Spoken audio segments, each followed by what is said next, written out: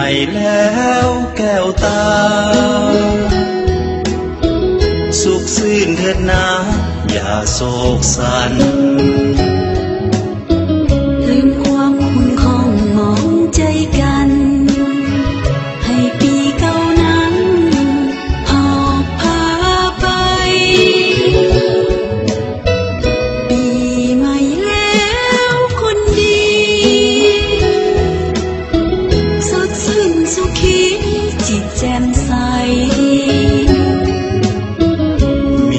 ความคิดต้องการสิ่งใดก็ขอให้ได้ดังใจปองอายุยืนยาวมันวันนะนั่นขาวผ่องสุขขาสุขสมปองภาระห่างโพยไทยปีใหม่แล้วแก้วตาหาเขานั้นนะจงแจ่มใสเดือนปีผ่านคนหมุนเวียนไปหาเขาอย่าได้เปลี่ยนไปจาก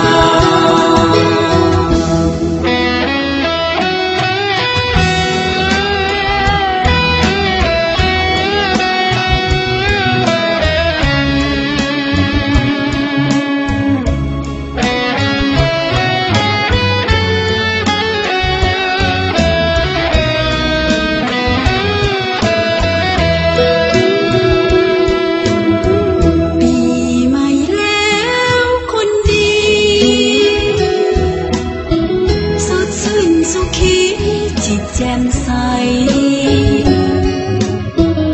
มีความคิดต้องการสิ่งใด